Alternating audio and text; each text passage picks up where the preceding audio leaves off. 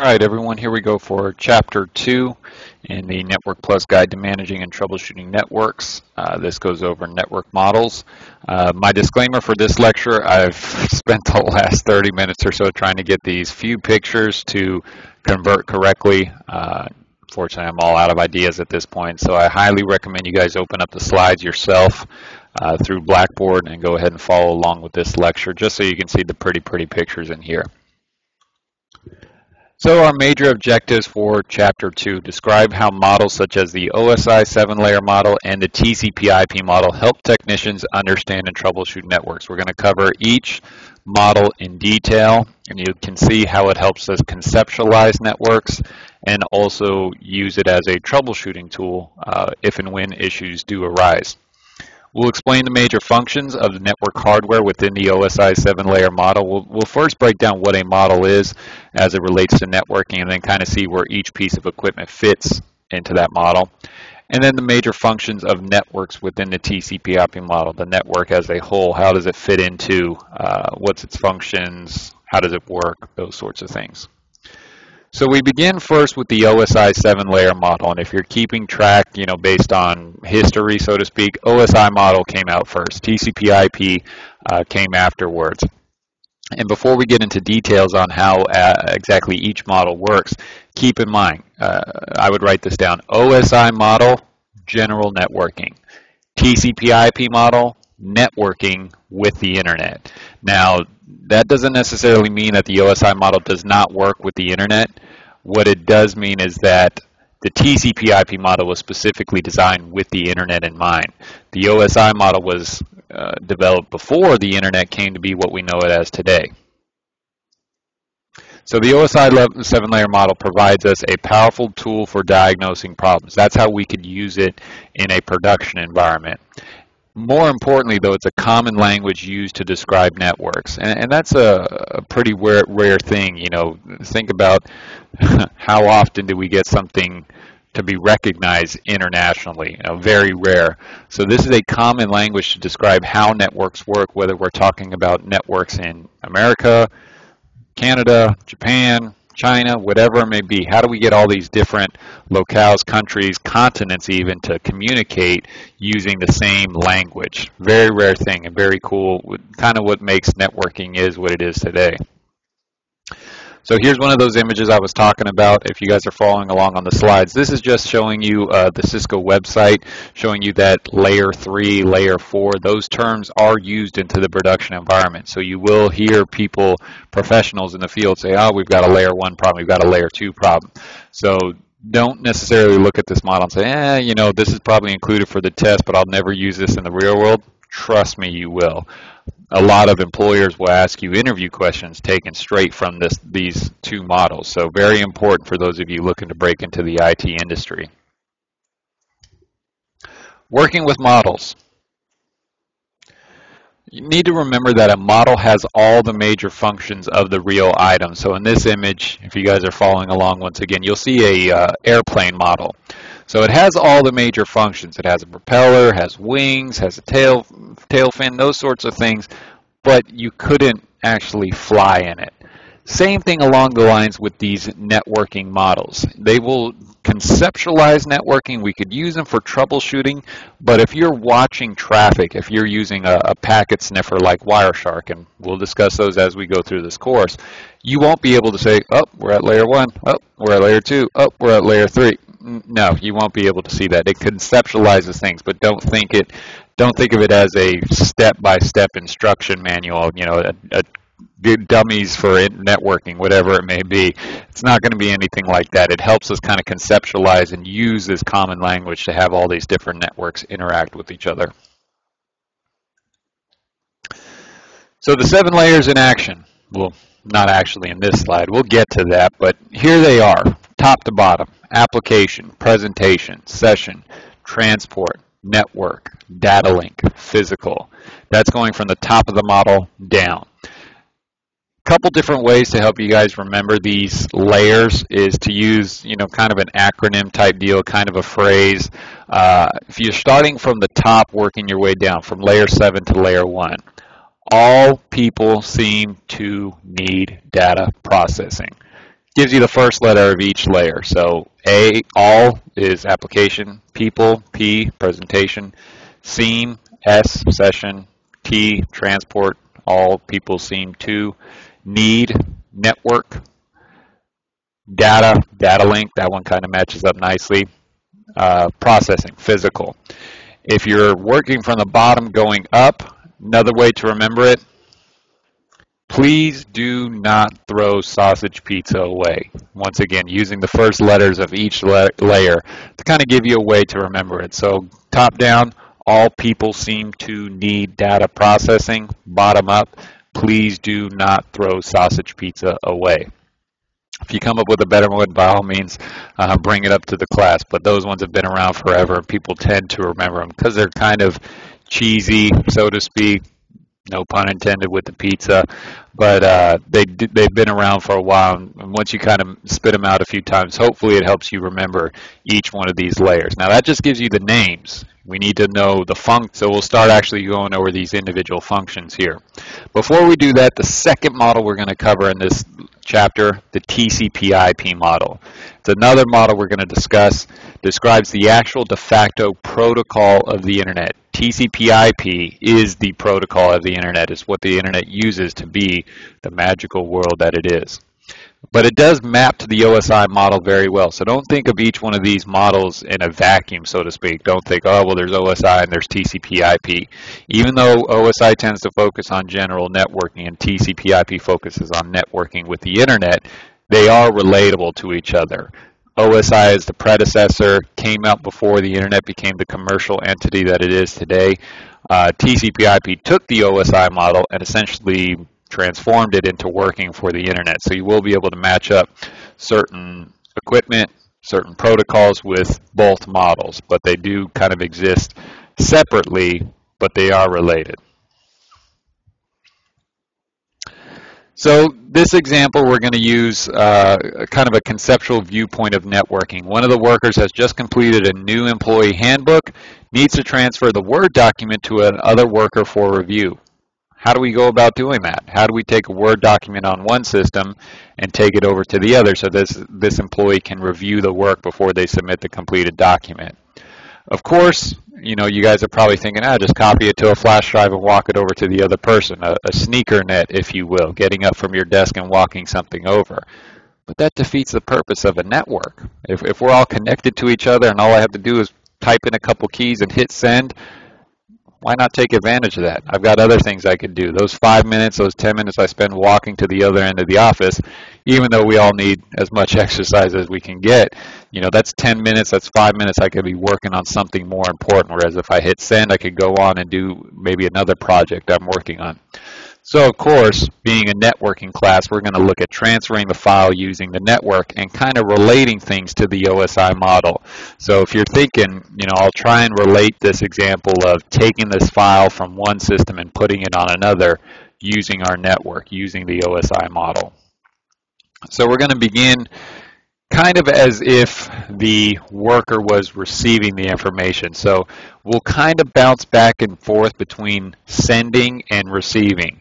And another note you guys should keep in mind, when I'm talking about sending information, we're talking about starting at the top layer, the application layer, working our way down to the physical layer. On the receiving side, we're talking about the physical layer, working our way up to the application layer. So keep in mind this general idea of sending a Word document. If I'm the sender, I've obviously got the Word document. How do I take that document and think of it just as sending a letter, right? I'm going to take that letter, I put it into an envelope, I seal the envelope, I put the addressing on it, I put my stamp on it, and I drop it in the box. How do I take that Word document and do essentially that same process? How do I convert it? How do I put it in the envelope? How do I send it across the network? On the receiving side, a little bit easier, right? You walk to your mailbox, you open the mailbox, you have a letter, you open the letter, you read the letter, you move on with your life. But how do we do that on the networking side? How do I take that letter, send it, go across, you know, in this example, we're just using a local area network, which we'll discuss in the next couple lessons. But what if I'm communicating via the internet? How do I take that information, what I actually see on my screen, converted into a format that can be sent across great distances and actually opened up so that person can see exactly what it is I was sending them.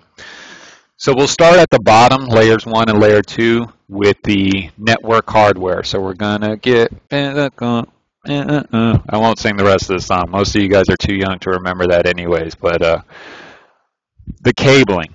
That's where essentially we begin. And if you want to think of physical net layer, we're talking about stuff you can actually touch. Now, keeping in mind, of course, wireless works the same way.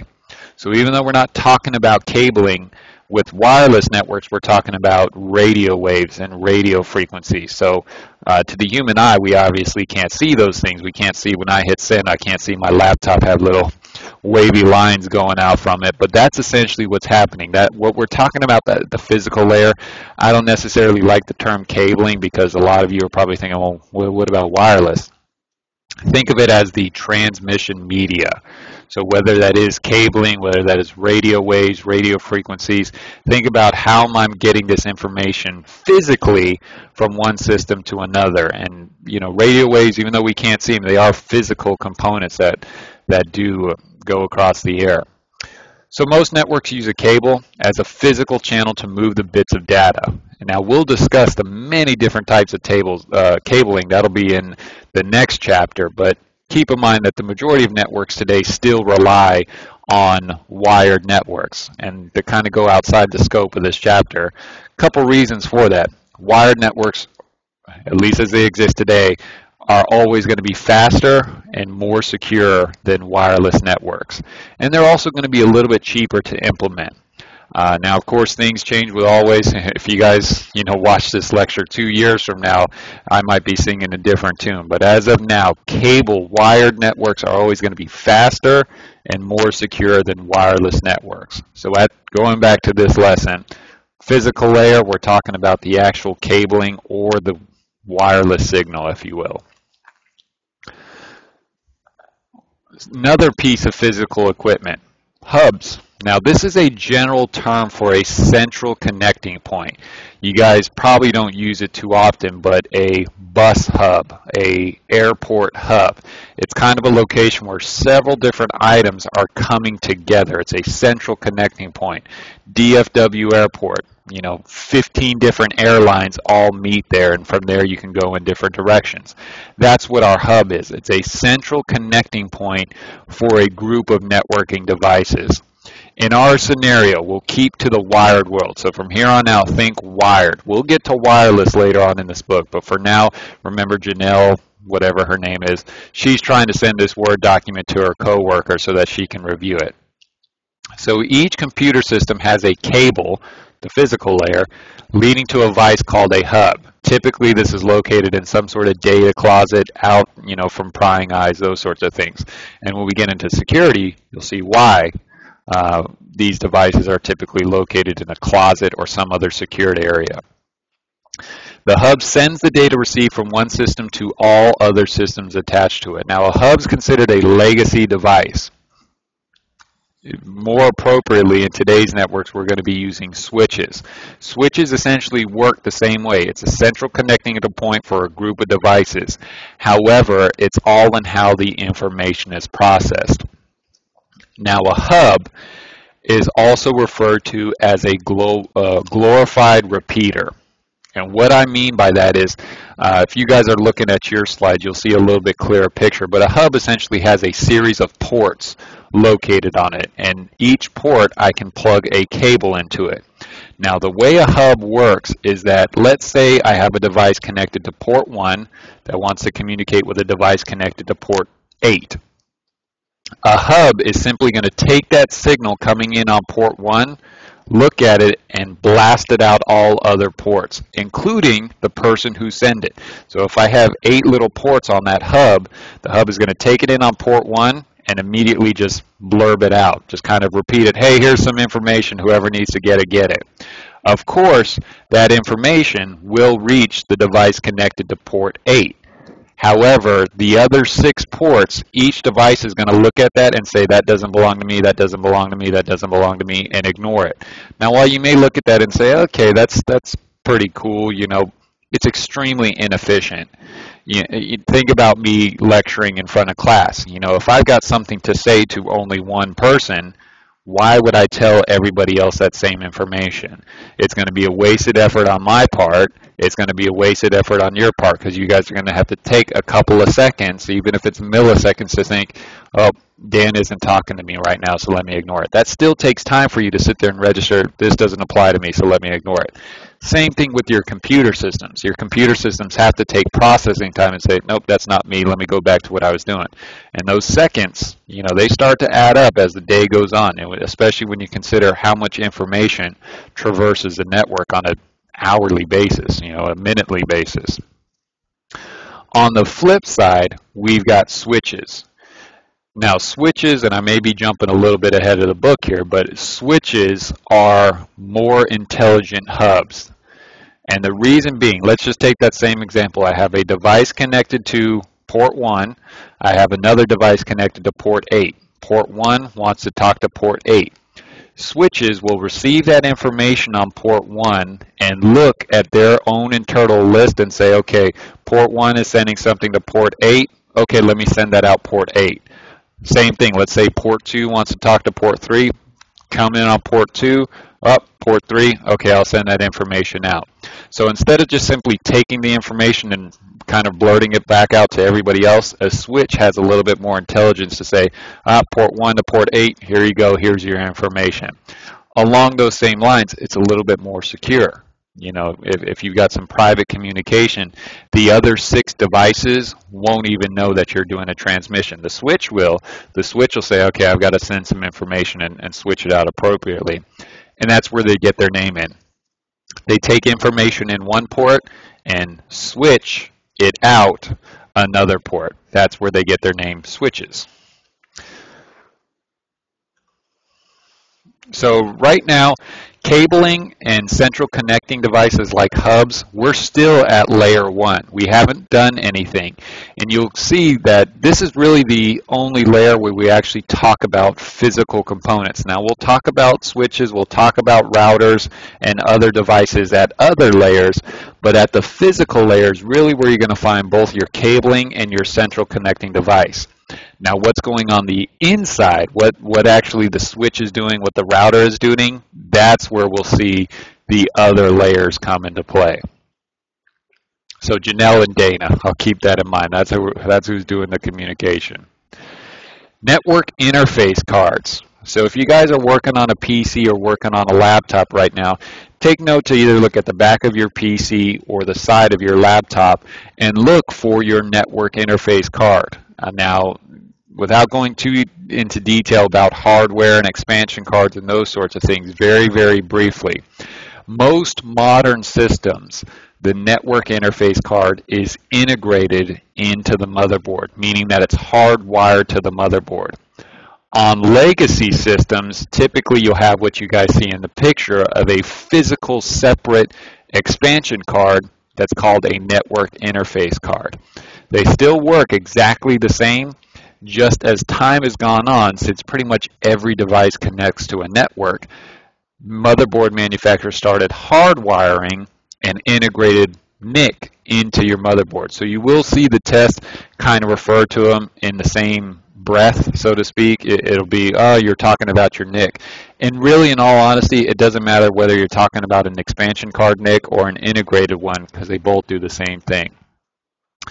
Network cables attached to the NIC. So this is the interface between your cabling and your actual system. This is the connection point for the two to actually start talking to each other. Image got screwed up again, but here we have the NIC to hub connections. Cables run from the NIC in the PC to a jack on the wall.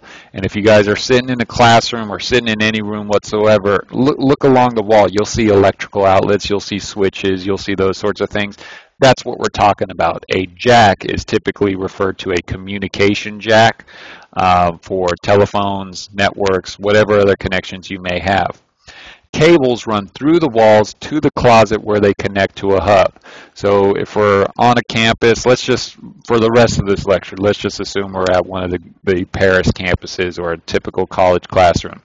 From that wall jack you guys see on the wall will be cabling running through the ceiling or down underneath a raised floor to the central connecting area, which is typically referred to as a server closet or a data closet, where all the cables from all the wall jacks come in and meet in one central location and actually connect to the hub itself. And here's kind of a clip art version of exactly what we're talking about. Now, in all honesty, between Dana and Janelle's PC, you can include a wall jack, you know, in their office, whatever it may be, because typically you don't have these hubs sitting on Dana's desk or Janelle's desk. Typically, they're all centrally located in a data closet or a server room. So if you wanted to kind of just draw a little picture in there of a wall jack from the PC to the jack to the hub, and from that hub connected to other PCs on the network. Going deeper into the NIC, each system has to have a unique identifier. So the example I always like to use for the unique identifier for your NIC is the VIN number on a car. The VIN number is a number assigned by the manufacturer, Ford, Chevy, Chrysler, whoever it may be, that never changes. Same thing along the same lines of a serial number on a gun or a weapon. It identifies that specific model and gun, car, whatever it is we may be talking about. On our network interface card, we have the Media Access Control Address, or MAC address. So don't hear that term MAC and think Apple. MAC address refers to the Media Access or Control address for a network interface. It's a unique address burned into a ROM chip on the network card. And once again, without going into too much detail on hardware, because that's a different course, if you guys look at this picture of a NIC, you'll see different components, circuit board, those sorts of things, but there's a ROM chip that stores the MAC address for that specific NIC. Now, each MAC address is a 12 hex character or 48 bits. We'll talk about bits once we actually start doing some binary math, but you can think of that bit or those 12 hexadecimal characters as the serial number for this NIC. So if we're looking at this, our MAC address is assigned to each network interface. And once again, this refers to an expansion card like we see in this image or an integrated NIC on your motherboard. Every NIC has to have a unique MAC address. This MAC address, it's like a VIN number, it's like a serial number, it's like the thumbprint for your network interface card. So the MAC address, as I mentioned, is 48 bits long, usually represented using hexadecimal characters. So we'll do a little bit of math as this course goes on, but hexadecimal, if you're keeping notes, means a combination of letters and numbers. The values 0 through 9 can be represented by an individual bit. 0 is 1, 0 2, whatever it may be. I can use one bit to represent that information. So if we're looking at this MAC address, kind of a little screwy here, but 004005607D49, you may be looking at that and say, okay, I have numbers, but now I have this letter D. Why do I have letters and numbers?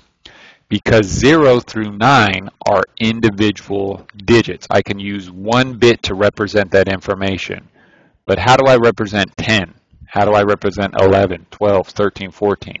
Those numbers take up two positions, 1 and 0, 1 and 2, 1 and 3. Your system and networks in general wouldn't look at that information and say, oh, that's the number 13 or that's the number 14. They're going to look at it as 1 and 4, 1 and 3. So we use the letters A through F, and once again, we'll go into hexadecimal as far as doing the conversions, but the letters A through F are used to represent two-digit numbers, 10 through 15. So part of the address is going to be called the OUI, the Organizational Unique Identifier. So every manufacturer of network interface cards, including those that are integrated, has an OUI. Cisco, Dell, Asus, Acer, whatever it may be, whoever the company is manufacturing, they will all use the same OUI. The device ID is going to be the separate part. So your MAC address is divided into the OUI and the individual device ID. Think about it in terms of a car. Ford F-150, Ford Escape, Ford Expedition. Same thing with our OUI, Cisco device, Cisco device. It's a two-part address that identifies both the organization and that individual device ID.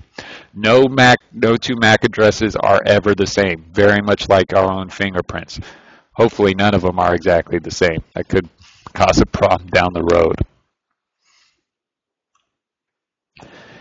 Now, I want you guys to take a second, maybe watch this, pause it, and actually run it on your system.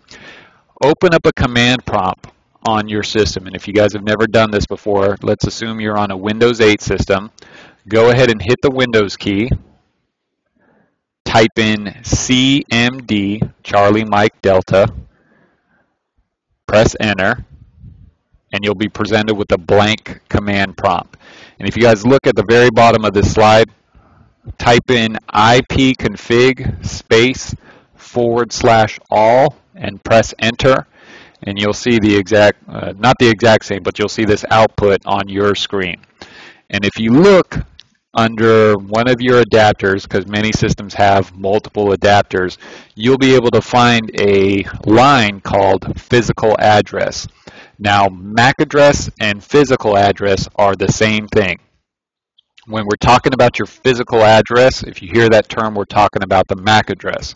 Once we get into layer 3, you'll hear me kind of use your IP address or your logical address. That's a different address. So MAC address and physical address are the same thing. And just kind of take note, this is what we're talking about. Each network interface has a unique MAC address. So if you guys have a laptop, for example, you would see one for your wired connection and also one for your wireless adapter. So at this point, we're actually moving data. We're taking some information. Let's use that Word document. We're taking that Word document and moving it along a wire. And this is exactly what data looks like as it's going across your cabling. If you had an oscillator, which is a device used to measure different electrical signals, you would essentially see these pieces of information going across the wire to whatever destination it may be going to. Taking note of these ones and zeros. This is binary. Everything that we do on a computer system, I don't care if it's watching a funny cat video or typing up your essay for a class, it all boils down to binary, ones and zeros. And we'll discuss kind of how binary works in general. But I want you to think of, if English is the language of America, binary is the language of computer systems, including networks. Everything boils down to a series of ones and zeros that describes a YouTube video, a picture, a document, whatever it may be. So at this point, you want to keep this concept in mind about the OSI model. Take that example of a letter, right, that I used earlier. Once you actually hand write out that letter, it is a letter. It doesn't become sendable, for lack of a better term, until you put it in an envelope, put in the addresses, put in your stamp, and actually drop it in the mailbox. It's still a letter at that point. Depending on what step, what layer you are in the OSI model, your data, your Word document, is going to be called different things. So at the physical layer, just going back, these are bits. At the physical layer, your data is considered bits. It's going to be broken down into the ones and zeros. It won't even be recognized as a Word document. You would just get a series of ones and zeros that represents your data. At layer 2, your information, your data is called a frame. And the reason it's called a frame is because we've added these pieces of information to it. Frames are made up of fields that contain information. Frames contain the recipient's MAC address, the sender's MAC address, the data itself, your Word document, and a frame check sequence, FCS, for error checking. Now this, let's call them Lincoln logs or Lego blocks, and what you see here at the bottom of this screen, this generic frame, is exactly what's being sent across the wire. So if we were starting at the top of the model, remember, if I'm the sender, I'm starting off at the top. I have my Word document. I'm going to add some information to it. Once I get to layer 2, the information I'm adding to it is my MAC address, I'm the sender, the recipient's MAC address, who I'm sending it to, the data, and this frame check sequence that essentially checks for errors, because network communication is not a perfect science. It's actually an imperfect science, but it works 99.99% of the time. So you can kind of see just by looking at this generic frame that it is very much like sending a letter. Almost in the middle, I've got my data, the actual letter I typed out. I put in the recipient's MAC address, the person I'm sending it to. I put my address, the sender's MAC address, and then I'm including a frame check sequence. For those of you who have frequented the post office before, insurance, signature requirement, delivery confirmation, those type of things you can kind of relate to a frame check sequence. But the reason that we include this FCS is that because as the sender, the software breaks up large amount of data into smaller chunks. So I won't necessarily go into the difference between megabytes and gigabytes and terabytes and those sorts of things. But let's just pretend when you save your Word document, that Word document is 5 megabytes. Now, the way networks work is they don't send all 5 megabytes in one package. They don't take your letter and stick it into one envelope. They would take that letter and chop it up into different pieces, because sending those smaller pieces actually goes through the network faster. And the example I always use is eating a steak, right? I can take the entire steak, put it in, and chew for the next 20 minutes of my life. I'm still going to get the same amount of steak, but I've just shoved it all in my face and I'm trying to digest it all in one bite. But it's much more efficient to actually take the steak, chop it up into smaller pieces and eat it, right? You'll probably eat it much more faster than somebody who tried to stuff their whole face with it. Same thing with our networks. My data will get from point A to point B much faster if I take that 5 megabyte Word document, chop it up into 5 equal pieces, and send each piece down the wire. But how do we put that information together? How do I make sure I get page 1, page 2, page 3, page 4 all in the correct order? The receiving station puts the chunks back together in the proper order. So that's part of that, just going back real quick. That last portion, that FCS, that frame check sequence lets the recipient know you've received all the packets, you've received all the information. You received 1 megabyte, 2 megabytes, 3 megabytes until they have all the information. As far as processing the frames, all devices on the network see the frame, but only the device that is addressed to will process it. Now, for those of you who are paying attention, you may have said, well, Dan, I thought we were using a switch. Remember, in this example, we're using a hub. We're using a hub, so every device will see the frame, but they'll ignore it, unless they're the one who it is addressed to. The MAC address is used to decide if the frame belongs to a given device. So using that same example of all of us connected to a hub, 8 of us connected to a hub. If I'm on port 1 sending something to somebody on port 8, all of us is going to see that information. But when we get that frame, we're going to look at that recipient address and say, nope, that's not me. Nope, that's not me. No, oh, that is me. Okay, that's my information. I'll go ahead and take it and start building the information. That's what we're talking about as far as processing frames. Every device, remember this is a hub, not a switch. Every device is going to receive the frame, look at the recipient, and say that is me or that isn't me. If it is them, they'll process it. If it isn't, they'll just drop it and act like they never received it. So how do we actually get this data on the line? So when we're talking a legacy network, since the cable is shared, only one system may speak at a time. And as you guys can imagine, that seems very inefficient, especially by today's standards, where only one computer can talk at a time. But we use various processes to keep 2 NICs from talking at the same time. So some of these processes, you can kind of consider them like traffic cops, kind of like what we see when we're watching movies on New York and whatnot, is, you know, guys directing traffic, air traffic controllers, the guys on the ships, you know, from Top Gun. That's essentially what we're talking about, is multiple devices can communicate. However, there needs to be a traffic cop there to make sure that these guys don't collide with each other. And that's a term that we'll hear a lot in this course, is when we actually start talking about collision domains. When two systems are transmitting simultaneously, their information will essentially cause a collision, much like we see on the highways and the streets and whatnot. So here we have kind of an incoming frame coming into a system. So at step one, kind of small on my screen, a little bit better on your guys's, the recipient address matches neither of these computers, so they will not process the frame. Remember, that's the first step, is that since we're all connected to this hub over here in the upper left, every device is going to receive the frame. However, each system is going to look at it individually and say, yes, this belongs to me, or no, it doesn't. At step two, the recipient address matches this computer's address, so it will process the frame. The system with that MAC address in that frame, remember, we've added two pieces of information, who sent it and who's receiving it. They will look at that recipient address and say, yep, that's me. I'll go ahead and start processing this frame, rebuilding it so I can see that Word document. So how do these devices learn about each other?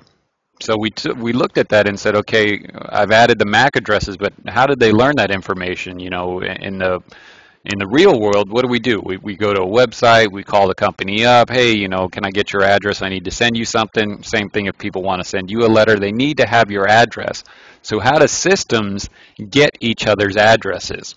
Usually two devices have talked before, so the destination MAC address is already known. So if you guys think back a few slides ago when I talked about a switch keeping a database, a list of the devices that are connected to it, your PC does the same thing. It keeps a list of not everybody on the network. Would be in there would be your switch, your default gateway, and maybe any other systems on that switch that you've talked to in the past. But in the situation where the MAC address is not known, the MAC address of the sender, or the person, not the sender, the recipient, the person you are sending it to, what we have is a broadcast message. And this broadcast message, remember that we said a MAC address is a 48-bit hexadecimal address. The broadcast address, which is essentially saying everybody connected to this hub, is going to be all Fs.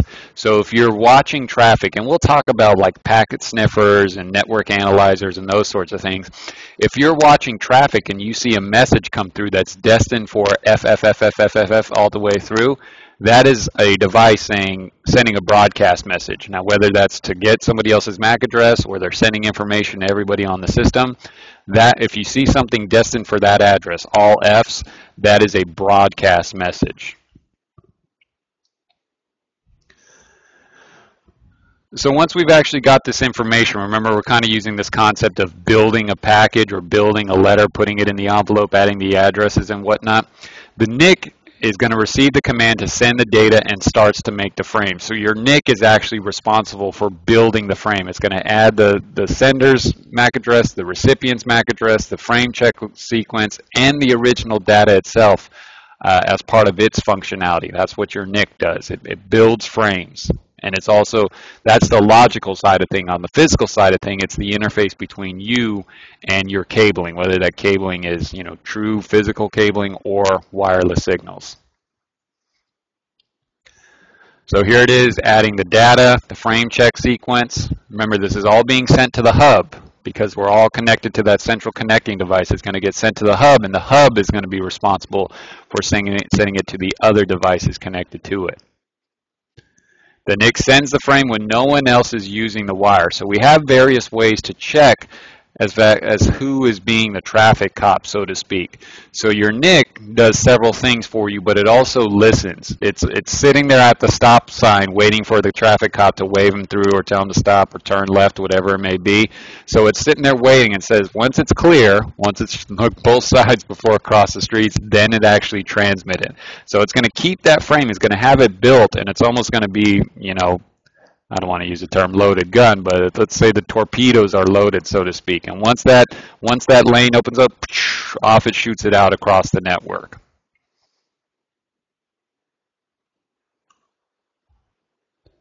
And here it is on the recipient side of it. So we're reading an incoming frame. This frame has the MAC address for this NIC. So this is the dedicated device. Remember, all the other devices are going to receive it, but they're going to look at that MAC address. Kind of, if you could look at this picture and kind of stop it right there, or kind of where those lines are, where the frame's coming in, it's going to look at that and say yes or no. If it is no, if it says this isn't my address, it's essentially just going to drop it. It's going to act like it never received it. But in this case, we've hit the destination, and now it's going to say, okay, now I've got some work to do.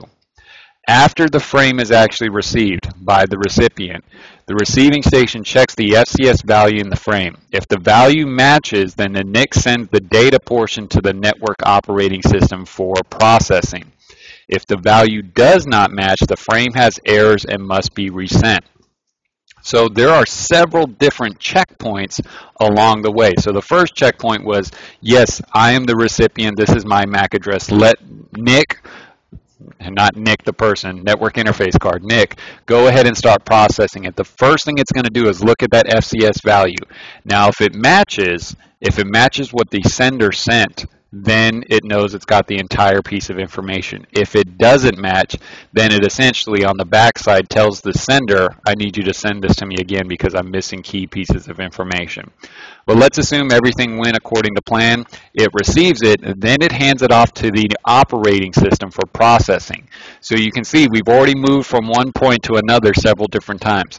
As the sender, at the data link layer, I added the information, I built the frame.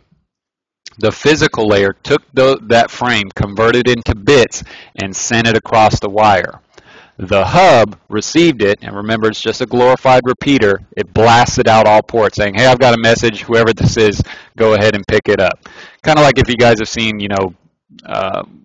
movies with basic training in it, where, the drill sergeant, Gump, so-and-so, Lieutenant Dan, and he's just kind of handing it out, he's just blasting it out to everybody where he could easily walk by and say, here you go, Gump. That would be the switch. But in this case, the hub is just kind of yelling, hey, here's a package, whoever it is, come and get it. So once that's received, on the other side, the physical bits are going to go down the cable to that recipient. The cable's connected to the NIC. The NIC is going to check the FCS value and say, okay, I've got some information. I've got everything. Operating system, here you go. And essentially going to hand it up the layers and say, operating system, now it's your time to take over. So at this point, despite all this process, we're still at layer 1 and 2. We're still talking about the cabling and the data link, but they're done. They've done their part.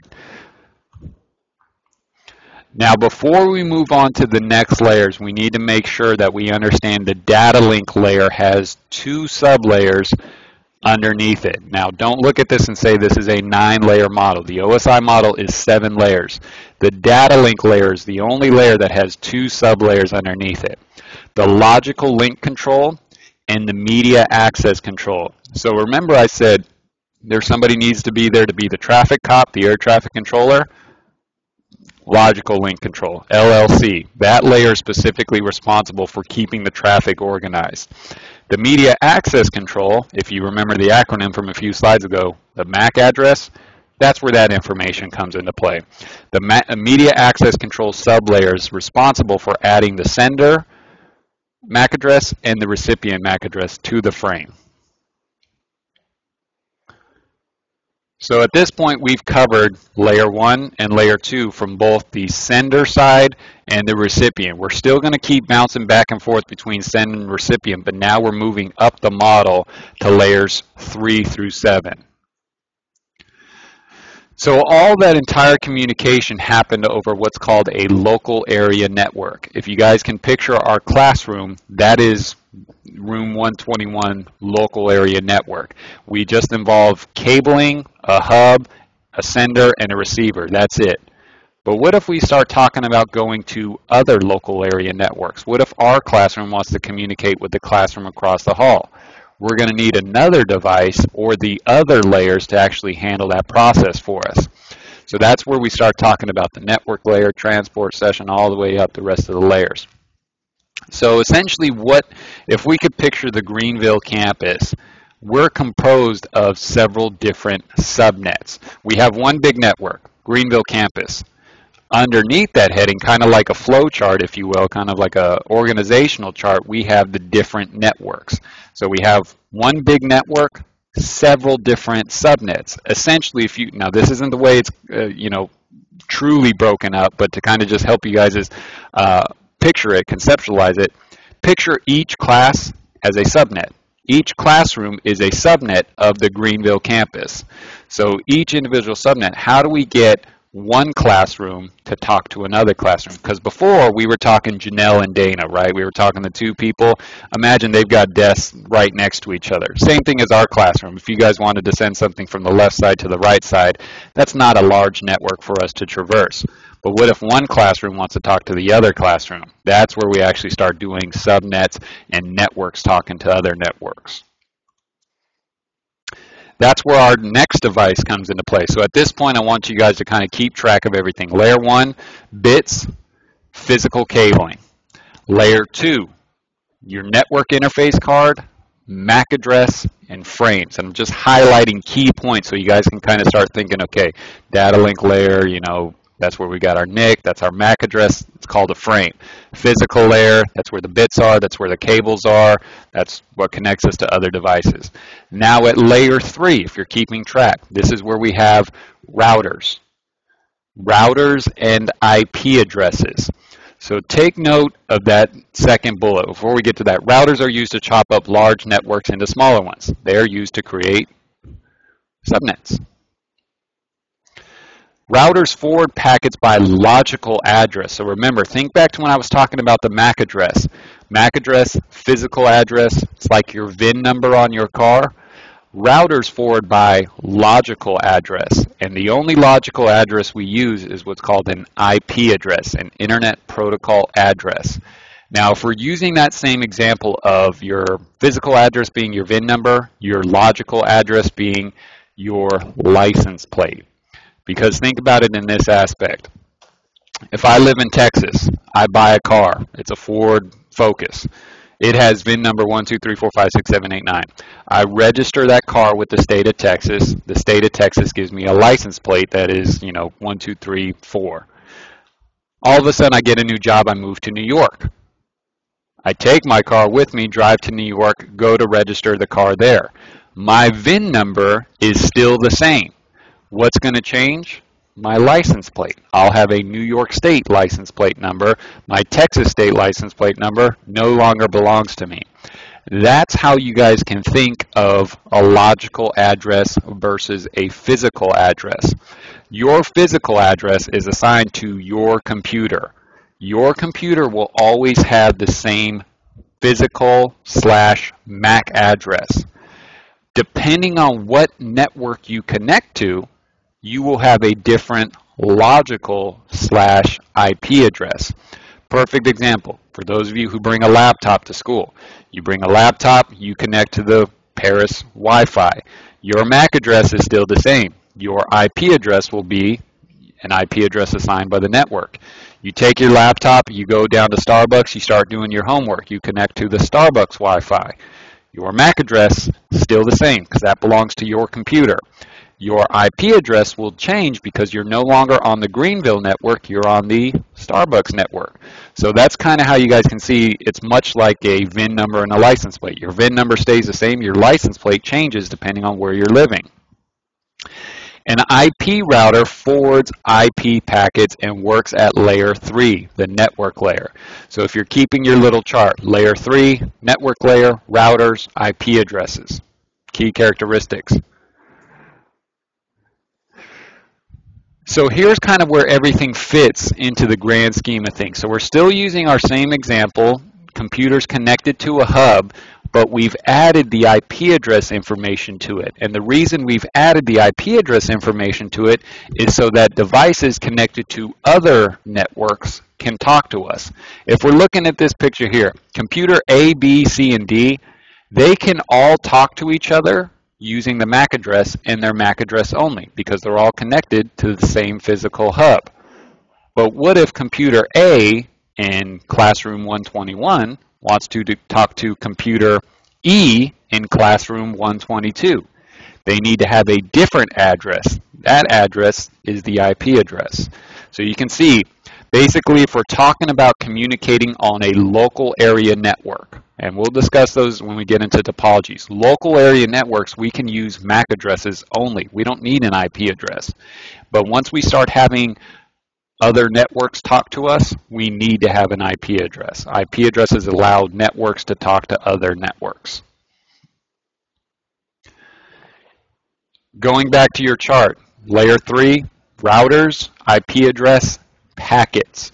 Your data is called a packet when it's at layer 3. So at layer 1, it's bits. Layer 2, it's frames. Layer 3, it's called a packet. And what we've added, because remember, we're building that letter. We're taking that letter, putting it in the envelope, adding the addresses, adding the postage, any other extra options we have. Now we're adding the IP address because we're talking to a device on a different network. So if we're adding information to it, we have to add the source IP address and the destination IP address, much like we did with our MAC address information. So we still have that frame. Think of the frame as kind of like a canister or a capsule. We can stuff multiple items in it. So we've already stuffed the data in it. We've already stuffed the MAC address and the sender and the recipient MAC address. We've inserted the frame check sequence. Now we're adding the IP address. We're adding the packet to our canister. So it's still all going in one location, so to speak. All right, unfortunately this image got a little screwy. That's why I recommend you guys open the slides on your end and follow along. So frames or packets within frames. So we've got a packet within a frame. Network software creates a packet that contains the sending and receiving IP addresses along with the data. So if you kind of have those different blocks of information, we still got our data. Our data stays the same regardless of what layer we're at in the OSI model. But what I add around it, that entire process, and the term a little bit ahead of the book, is called encapsulation.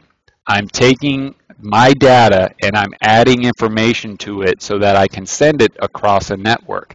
So I've already added the MAC addresses, now I need to add the IP addresses, still having my data, but now I'm adding more information to it. And here we go. The packet is enclosed within a frame that contains the sending and the receiving addresses. So if you guys are looking at this little diagram, you can see the data is still the data. The packet portion of it contains the packet header. If we were to break down that packet header, we would see sender IP, recipient IP. All that fits into the frame. At the end of the frame, we have the FCS, the frame check sequence. At the beginning of the frame, we have the frame header. And within the frame header, if we were to break that down, sender MAC address, recipient MAC address. All this is part of the overall frame, though. Now, we primarily use the network layer to connect us to other networks. And even though the internet is great, grand, wonderful, change our lives from now until forever, it is just a special type of network. So we primarily use our routers to connect our local network to a wide area network. And a special, and I use special in a good way, not a bad way, a special wide area network is the internet. So our router connects a local network to the internet. A local hub or switch is connected to the router. The router is connected to the internet through a cable or a phone line, and we'll discuss the difference between cable and DSL. The cable or phone line uses a different kind of frame, so the router strips the frame and creates a new one. So if you're creating a hierarchy of devices, kind of an organizational chart, internet sits at the top. That's usually represented by a cloud. Connected to the internet is going to be your router. And usually it's a circle with an R drawn in it. From the router, you are connected to either a switch or a hub. In modern networks, we use switches. Hubs are considered dinosaurs in terms of networking. Underneath the switch, you have your PCs. So it essentially goes PCs, switches, routers, internet. That's essentially your hierarchy at this point. And here's what we're talking about. how routers actually process their information. The routers take the information, strip whatever they don't need away from it, and we'll discuss that. Routers primarily are only concerned with IP addresses. They don't care about MAC addresses unless they're acting like a switch. But just to avoid confusion, routers do routing, switches do switching. So routers don't care about MAC addresses. They only care about IP addresses because routers only care about other routers. They only care about other networks. So when a router receives the frame coming from the wall jack into the router itself, receives that frame from the switch, it's going to take it, remove some information, add some new information, and then send it across the network. Let's just pretend that that network is the internet. The frame uses the IP address to guide it to the receiving system. So remember, it's different on the sending side versus the receiving side. On the sending side, I need to add the IP address. Who am I sending this to? Who is it coming from? Same thing as a letter we're sending via the US mail. Once that information gets to the router adds the MAC address for the receiving system. So you may have heard that and said, well, Mr. Dan, you just said routers don't care about MAC addresses. At a very high level, they don't. When you start getting to the nitty-gritty detail of it, they add the MAC address not for the receiving system, for the receiving router. So that term system is kind of general. Routers only care about other routers. Once that information hits the actual destination. So at this point, let's kind of sum up what we've done. Janelle is sending a piece of data to Dana. She's added her information. She's created a packet. She's created a frame and sent it out across the wire. The hub receives it, takes that information, blasts it out all of the ports. The router is going to take that and say, oh, this is destined for a distant network. I'm going to take that information, add the information for that network, and send it across the way. Goes through the internet, the internet, the internet. Once it hits Dana's router is going to take that information, add some things to it, add the MAC address to it, add that to send that down the wire to the switch or the hub. The hub is going to take that information, blast it out all of the ports. Dana is going to say, that's my MAC address. Now I've received my information. So we're kind of going up, down, up, down, up, down the model as it hits different devices. When your information hits a NIC, it does its own process. When it hits a router, it does another process. When it hits a switch, it does another process. So if you guys were really kind of draw a timeline, or kind of a chain of events, if you will, you would essentially see on the sender side, it starts at the very top, goes all the way down to 7 layers. Once it hits a switch, the switch only goes up to layer 2, because the switch only cares about MAC addresses. Once it hits the switch, goes back down, across the wire, hits the router. The router is going to go up to layer 3, the network layer, because it needs the IP address. Then it goes back down the wire and out across wherever its destination may be. Another subnet, the internet, wherever it is destined to go.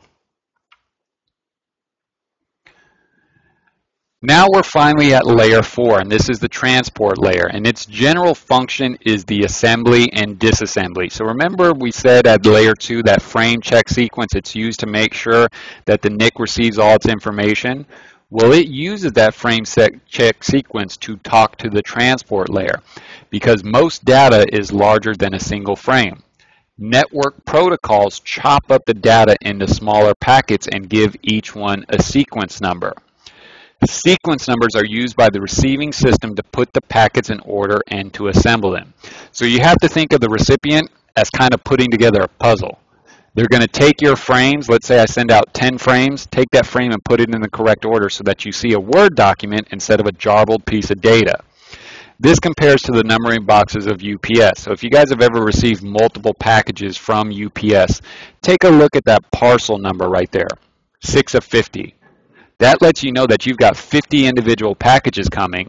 As you receive them, hopefully on the same day, you're going to go through and say 1 of 50, 2 of 50, 3 of 50, 4 of 50, all the way through until you have 50 of 50. That's essentially what the network interface card on the receiving system is going to do. It's going to say 1 of 2, 2 of 2.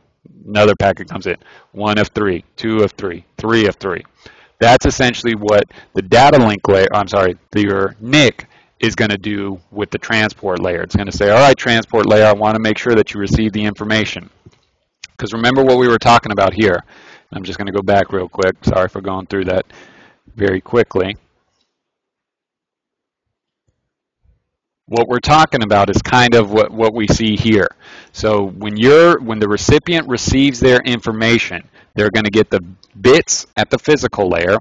Physical layer is going to take those bits, hand it to the data link layer. The data link layer is going to take it and start producing the data. Assuming it has all the information, it's going to hand that up and say, all right, operating system, you take over. Once we get past the data link layer, we're primarily on a computer. Keep in mind, on a computer, we're talking about the operating system. The Windows, let's pretend it's Windows 7. Windows 7 is going to do whatever it needs to do to produce that Word document. So give me a second. Let me get back to where we were.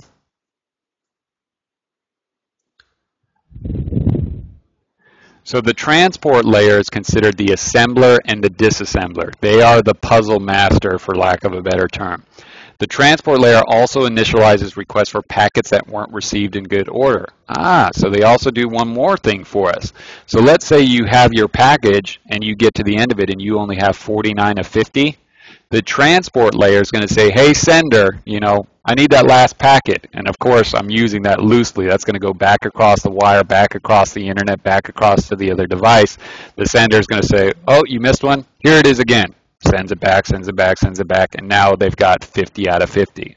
So the transport layer, assembler, disassembler, there's no specific device that works there. So, at the other layers, we had routers, we had switches, we had NICs. At the transport layer, there's really no specific device. It's more the operating system itself that handles this entire process for us. All right, guys, so at this point, we've essentially covered the first 4 layers, whether we're talking sender or recipient. So remember, just to kind of recap this slide, layer 1 is going to be our cabling and our hubs. Layer 2 is going to be the NIC. Layer 3 is going to be the router. Layer 4, no specific device, because we're primarily talking about the operating system itself performing these functions in conjunction with the hardware, of course. Because operating systems, once again, not to go into too much detail about hardware, software, those sorts of things, but operating systems are kind of the translator between hardware and software. So we're talking Windows, Unix, Linux, whatever operating system you may be working on. So talking on the network, the actual session layer. One system may be talking to many other systems simultaneously. The software that handles these processes is called session software, working at layer 5. So in order to keep these multiple sessions in order, that's where the aptly named session layer comes into play. In this scenario, computer A needs to access Janelle's Word document. At step 2, computer B needs to use Janelle's printer. And at number 3, how can Janelle's system handle these 2 requirements? So just to break down this diagram before we go into this process, Janelle's system is connected to a printer. That printer is shared with computers A and B so that everybody can print. How does Janelle take care of computer A's request for the Word document while also taking care of computer B's request to access her printer? That's where the session layer comes into play. And you can really think about the session layer as kind of like channels on your television. And I'll use this example again when we talk about ports, but coincidentally enough, that's where ports are found, is at the session layer. So you can think of Janelle's computer as kind of like your television. And depending on which channel you flip to, you will get a different input. If I flip to channel 4, I'll get Fox. If I flip to channel 7, I'll get ABC, so on and so on and so forth. Even though I may not be watching the other channels, they're still playing content. But depending on what channel I'm tuned into, I'll get Fox, I'll get CBS, I'll get ABC. Your computer has the ability to handle multiple inputs simultaneously. So computer A requesting the Word document, that's one channel. Janelle's system can handle that channel. Computer B is requesting the printer. That's a different channel. So she can handle both of those simultaneously, and by she I mean her computer. She can handle those simultaneously because they use different applications. Word uses a different application than the printer uses. So that's essentially what our session layer is responsible for handling, is these multiple sessions on an individual system. Each request becomes a session. Session 1 is copying the Word document. Session 2 is the print job. Another more common example of the session layer is when you open up a website. So you open up your browser, you type in google.com. You are essentially establishing a session between your web browser on your system and one of Google's web servers. There is almost a virtual session between your web browser and the Google web server, and that holds true for any website you go to. That's why if you guys have ever seen those errors like too many sessions or bad request or unable to access the website, that's because there's too many people connected to it. The server on the other end can only process so many different sessions at any one point in time. So session tracking, naming, very quick. Once again, we don't find a device here at this layer. We primarily are still working with the operating system. So at this point, we're at layer 5. Standardized formats, or why layer 6 presentation has no friends. So kind of a joke about this layer is that the presentation layer solved old problems. Back when there was a clearly defined battle line between Macintosh and PC and every other operating system, every operating system used different formats to process different types of information. So in order to kind of create a general language for the entire computing world, we developed the presentation layer. And the presentation layer basically creates a standardized format that allows different operating systems to exchange data. That's why you're able to open up a Microsoft Word document on an Apple computer. That's why you're able to open up a Linux text file on a Microsoft computer, because of the presentation layer. But in all honesty, the reason it solves an old problem is that we've kind of standardized the languages, so the presentation layer really doesn't do anything other than present data. That's where it gets its name. It presents data to the application layer. It's kind of a middleman that his job's kind of been outsourced, if you will. So different data formats were often unreadable on systems. We have a Macintosh on the left talking to a PC on the right. The PC can't read a document created on a Macintosh. Once again, this is 10, 15 years ago. This process isn't really an issue in today's modern networks. But there are certain formats that are universal. A PDF on a Macintosh will open up the same thing as a PDF on a PC. So you can kind of see as we transition into different technologies, different applications, we've created this universal language. Prior to this, we used the presentation layer to kind of do the translation for us. But now the operating system itself is actually able to handle that process on its own. So at this point, we've covered up to layer 6, the presentation layer. And finally, we get to the application layer. Now, I don't want you guys to think that, oh, application, this must mean we're talking the web browser. This must mean I'm talking to actual Microsoft Word or Excel or PowerPoint or whatever it may be. Not necessarily true. What's working behind the scenes of Microsoft Word or Excel or PowerPoint or whatever is actually the application layer, not the application itself, but what the application does behind the scenes. So Microsoft Word has the ability to open file extensions with .doc at the end of it. Adobe Reader has the ability to open .pdf file formats. So it's really what's going on behind the scenes. It's not necessarily what you see on the screen. So don't think application layer, that's Reader, that's PowerPoint, that's not entirely true. It's what those applications do behind the scene, the protocols that they use. So users use application layer network applications to exchange data on the network. This can be web browsers, Outlook Express. These APIs the application layer uses those for network-aware applications. So all in all, in this side, just think of what Word is actually doing. It's not Word itself, it's not Excel itself, it's actually what it's doing behind the scenes. And it's really the application layer has kind of taken over what the presentation layer used to do. So network applications, this slide's a little bit fuzzy on my end. If you guys are following along, you'll see web browser, you'll see Word. Different applications are able to handle different file formats. So at this point, that's where we really find APIs. And we've covered the entire OSI model from top to bottom, both from the sender and the recipient viewpoint. Now, to totally confuse you, I'm just kidding, we have the TCPIP model. So think way back, I'm looking at the timer, think back 70 minutes ago when we were talking about the OSI models particularly designed with networking in mind.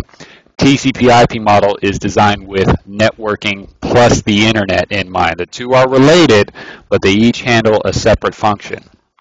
So unlike the OSI model, we have 4 layers in the TCPIP model. Starting at the top, application, transport, internet, link. And unfortunately, I don't have a funny phrase to use for them, ATIL. If you guys can come up with something, by all means roll with it, but there is no all people need to see data processing. I'm sure there's one out there. Unfortunately, I just remember application, transport, internet, and link. So the OSI model developed due to need to standardize hundreds of protocols made by different manufacturers. Once again, general networking. In the end, one major protocol suite won out and is now the de facto standard of network and internet communications, the Transmission Control Protocol / Internet Protocol, or simply put, TCPIP. TCPIP is both a protocol suite and a model, so we can use it in both ways. The TCPIP model layers map to corresponding OSI model layers, so there is a relationship between the two models. Performs the same functions, uses the same terminology, protocols, services, devices, etc. Some layers map directly to corresponding layers in the OSI model, others map to multiple layers. And if you can do the simple math in your head, one model has 7, the other has 4. We're obviously going to have multiple layers going to one of the 4 layers on the TCPIP model. TCPIP does not have a standards body. So the OSI was developed by the ISO. That is the standards body. TCPIP was basically created by manufacturers, those who wanted to communicate on the internet. So there's different interpretations, different variations. Sometimes you'll see the link layer called something else. Sometimes it's called data link. Sometimes it's called the internet link. The one we are covering in this book and the one the exam expects you to know, the link / network interface layer, internet, transport, and application. So physical hardware and frames, layer 2. This is the link layer, also called the network interface layer. Corresponds to layer 1 and 2 of the OSI model. Handles the physical elements, cabling, hubs, physical addresses, even in NICs. So simply put, take everything we learned about OSI in layer 1 and 2, combine that together, you've got the link layer on the TCPIP model. Software and higher level protocols work in higher layers of the TCPIP. Same thing. As you move up the layers, different protocols, different applications take over. At this layer, remember in layer 2 of the OSI model, it's called a frame.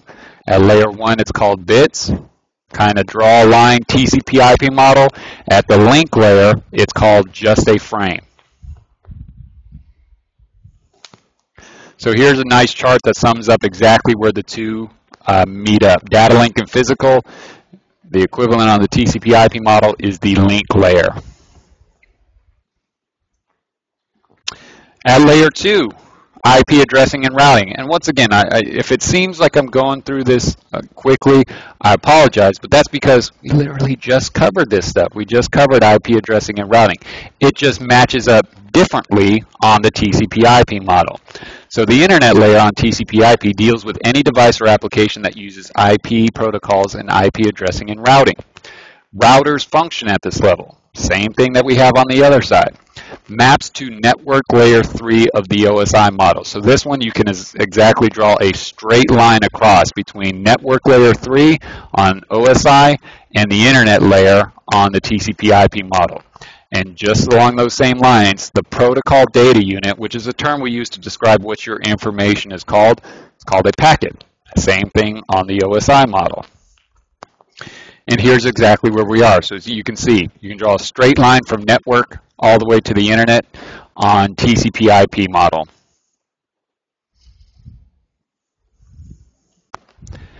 Segments and datagrams. Excuse me.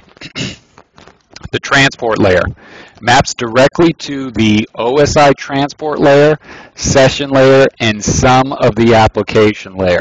The application layer is kind of split between transport and the actual application layer on the TCP/IP model. At this particular layer, this is where we actually find TCP, transport, TCP, and also the UDP protocols. Provides both connection-oriented and connectionless communication. So if you guys are taking notes, that is something I would jot down. TCP equals connection-oriented. UDP equals connectionless, and we'll describe what that means here in the next few slides. PDUs are segments if we're using TCP, and datagrams if we're using UDP. And you might be thinking, well, wait a minute, we're at one layer, how can we call it two different things if we're using two different protocols? Shouldn't it just be called a segment or just be called a datagram? There is a difference, and it boils down to the connection-oriented versus the connectionless. So before we go any further, we're mapping up a little bit of the application layer, the session and the transport layer to the transport layer on the TCP/IP model. But primarily application and presentation fall into the application layer. So if I were taking notes, I would say session and transport equals transport. That's how I would map this two up, just to make it simpler for you guys. So what was I talking about with connection-oriented versus connectionless? And I want you guys to approach this topic with an open mind and kind of use the real-world examples that I'm going to discuss. So TCP provides connection-oriented communications. And along those same lines, I want you to think of it as being guaranteed delivery. So think about, let's relate TCP to a telephone conversation with your boss, right? They're calling you up for a project. They call you up, hey, Joe Schmo, I've got this project, and you need to do X, Y, and Z. It's due by this date. This is how much money you have to spend. Are you clear? And during that whole conversation, you're sitting there taking notes. Yes, sir. Yes, sir. No, sir. I understand, sir. You're very much providing a connection-oriented communication. He says something, you receive it. He says something else, you receive it. He says something else, you receive it. Very much connection-oriented, much like a telephone conversation. If you want to relate it to yet another example, think about going to the post office and paying for insurance, delivery confirmation, making sure somebody has to sign for the document when it's received. That's essentially what TCP does for us for our communication process. It follows a prescribed set of procedures to establish and keep a good connection. It synchronizes sessions between transmitting and receiving hosts. And another term that you guys will see for TCP is called the three-way handshake. And what exactly I mean by that is, let's just use this kind of cheesy diagram, for lack of a better term, to basically describe that three-way handshake. Computer on the left, hey, get ready for some data, bro. I was born ready, man. Computer on the right, here it comes. Oh, yeah, totally got it. So apparently computers are surfers now from California. I'm from California, but trust me, I don't talk like that. But that's essentially what the three-way handshake does for us. It synchronizes sessions between remote devices. Very much like a conversation on the telephone. You pick up the phone, let's pretend I'm the computer on the left. Hey, such and such, I've got this project that I need you to work on. Are you ready to hear what the project is? You on the other side. Yes, sir, I'm ready. Go ahead and start telling me the details of the project. Okay, step one, we need to create a new website. Okay, I need to create a new website. Step two, you only have $1,000 to do so. Okay, I only have $1,000, so on and so on and so forth. Very much a three-way handshake, if you will, in that the computer on the left is saying, I've got some information to send, are you ready to receive it? Computer B, yes, I'm ready to receive it. Go ahead and start transmitting. So in the first handshake was me saying, I've got data to send. Second one, and we'll kind of do it like this, I'm ready to receive your information. The third handshake is actually sending the information. One handshake, two handshake, three-way handshake. I've got information to send. I'm ready to receive your information. Go ahead and start sending the information to me. That's what we're talking about with TCP. And you may be looking at that and say, that's great. Why do we even talk about UDP? That's what I want. If I hit send on an email message, I want to make sure it gets there. Well, TCP was designed with older networks in mind. And kind of hop in your DeLorean and go back 20 or 30 years and think about how far we've come in the world of communications. I mean, I can remember back to when AOL was the internet, and the first time I hopped on a computer to get online, there was a little cheesy cartoon that was a little car, and it would say, be driving along the freeway and say, this way to the information superhighway, and go all the way through, and hey, I'm on the internet now. Back then, communication was very unreliable in that you would send information and it would never be received. So the developers of the TCPIP model said, let's come up with this protocol, this communication language that guarantees information will get there. It'll be a connection-oriented protocol. It'll utilize a three-way handshake. What are we going to call this protocol? TCP. Now, fast forward 20 years, think about how far we've come. I mean, my smartphone is now this big, and it does everything that my computer can do. Technology has advanced. More specifically, our networks have advanced greatly. So while this three-way handshake is great, grand, and wonderful, it consumes a lot of resources. Because even though we're just showing two computers here, imagine that these two computers are on different networks. So now we're involving routers. And because TCP guarantees that that information will reach its destination, the routers has to keep track of that communication from your computer across the internet to the other computer. Now that's fine if it's one system, but how many networks are composed of one system? Not many, right? It wouldn't be a network if it was. So imagine at the school, imagine if 200 computers were doing TCP simultaneously. That's a lot of information for the router to handle. That's why we came up with UDP, User Datagram Protocol. It provides connectionless communications. And don't look at that term and say, what, there's no wires? Is it wireless communication? What we're talking about, and to relate it to something we're probably familiar with, is sending a postcard in the mail. I take a postcard, let's say I'm in Florida, it's got a picture of Disney World on it, write a note on the back, hey, mom and dad, having a great, grand, wonderful time, put the addresses on it, put a stamp in, drop it in the mailbox.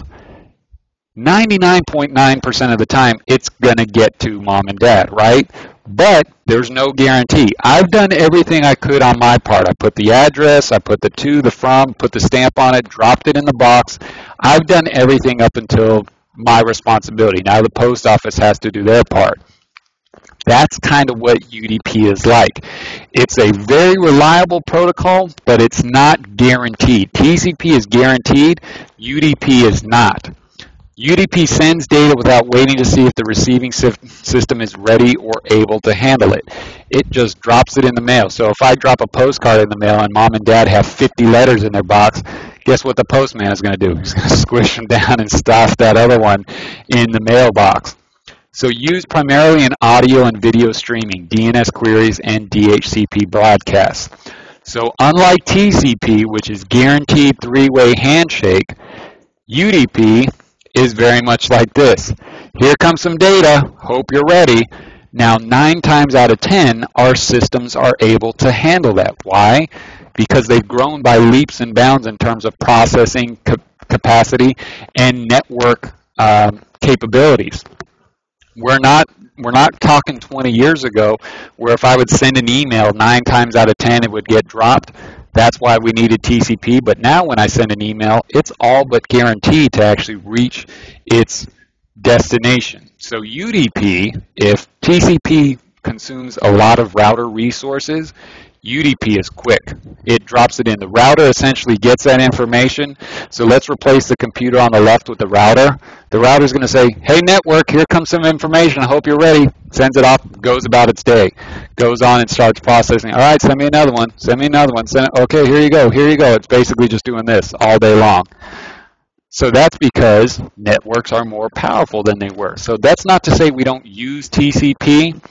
It's just not used as often as it once was. It's still called the TCPIP model, but in all reality, UDP is actually working behind the scenes. So TCP, it's called a segment. UDP, it's called a datagram. TCP segments contain header information such as source and destination port, sequence and acknowledgement numbers, and flags to ensure that the connections are established and verified. It's that three-way handshake that we were talking about. Data follows the TCP header information. So if we were looking at a TCP PDU, we would see our data all the way there at the end, the acknowledgement, the flags, the sequence number, source port, all that extra information that provides that guaranteed, connection-oriented, three-way handshake communication process. UDP only has 4 header fields. No mechanisms built into establish, verify, or track connections or data. Data follows the header information. So how does UDP travel that much faster than TCP? Because it's only this large. Has the data, has a checksum, which is basically kind of like the that package we were talking about, 1 of 2, 2 of 2, 3 of 3, or whatever it may be. The sequence number, the destination port, and the source port, and that's it. And it takes that information and out across the router, across the network. Moving on to the top layer. The application layer maps to the top 3 layers of the OSI model. So application essentially covers the application on OSI, presentation on OSI, and a little bit of the session layer on the OSI model. Contains many of the familiar application layer protocols. For those of you who have done any programming or heard of these before, this is where we find HTTP, DNS, DHCP, and so on. And we'll discuss these as we go through the course. Allows the presentation layer formats such as meme and application layer APIs. This is where the APIs interface to the network via application layer protocol. So once again, your web browser, let's say it's Google Chrome, is an application. It works at the application layer. However, don't think that Google Chrome is found at the app, is actually working. Let me use that term, is actually working at the application. Google Chrome has the ability to translate HTTP, which is the language of the internet, into a format that we can see. So instead of seeing a bunch of code, we see a YouTube video. Instead of seeing a bunch of code, we see Facebook. That's because Google Chrome is an application layer piece of software. It has the ability to translate protocols into images, graphics, videos, phone conversations, whatever it may be. Those headers that we were talking about, the TCP header, the data link header, the MAC address header, all those pieces of information we were talking about, that entire process is encapsulation. So go back, way back, 89 minutes ago to when I was talking about sending a traditional letter via the U.S. mail. Your letter is still the letter, But once you put it in an envelope, it becomes, you know, first class mail, or becomes whatever, overnight delivery, whatever terms U.S. Mail is using. That entire process of taking the letter, stuffing it in the envelope, putting the addresses on it, paying for the stamp, that entire process in networking terms is called encapsulation. You doing the sending, you are encapsulating your data. On the receiving side, opening up the letter, reading it, making sure it was destined for you, that is called de-encapsulation. That is stripping off this information to ultimately get to the document that you sent. So now just going back. Data is called or known by different names as it travels through each layer. So if you guys have been taking notes throughout this, remember I said at layer 1 it's called this, at layer 2 it's called that, at layer 3 it's called that. These different names are called PDUs, Protocol Data Units. So when we're looking at this information, whether we're talking on the sender side, so let's talk as us doing the sending, at the application layer, my information is still called data. It doesn't have any special name.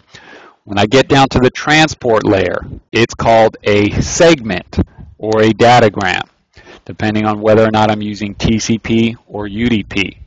At the next layer, at either the network layer or the internet layer, it is called a packet, an IP packet. Next layer down, at layer 2, whether we're talking on OSI, we're talking data link. On TCPIP, we're talking link layer. It is called a frame.